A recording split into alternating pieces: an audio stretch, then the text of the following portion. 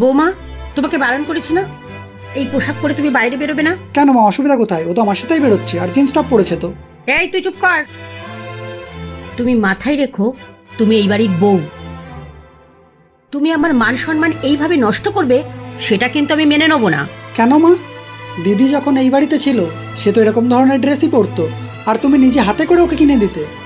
তখন তোমার এই বাড়ির সম্মান ধুলোয় মিশতো না? এখনো যে বাড়িতে বিয়ে করে গেছে সেখানেও এই ধরনের ড্রেসই পরে, তাহলে তাতে কি সমস্যা নেই? ও যেই বাড়িতে গেছে সেই বাড়ির লোকজন মেনে নিয়েছে, তাই এখন তোমার মেয়ের জন্য এক নিয়ম আর তোমার বৌমার জন্য আরেক নিয়ম, সেটা তো ঠিক না। মেয়েকে তুমি যে নিয়মে বড় করেছো, বৌমাকেও তোমার সেই স্বাধীনতাটা দেওয়া উচিত।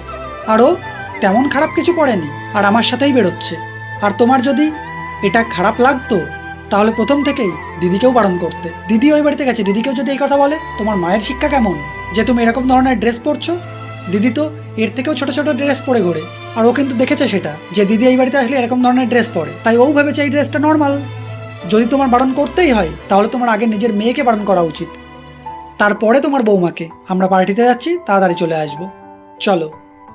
পোশাক হোক বা অন্যান্য কিছু, বাড়ির মেয়ের জন্য যে নিয়ম থাকবে বাড়ির বউয়ের জন্যে সেই নিয়মই হওয়া উচিত। কারণ বিয়ের সময় বেশিরভাগ বাবা মাই এটা বলে, বৌমা না মেয়ে নিয়ে যাচ্ছি, তাহলে নিয়মটাও তো মেয়ের মতনই হওয়া উচিত, ভালোবাসাটাও মেয়ের মতনই দেওয়া উচিত।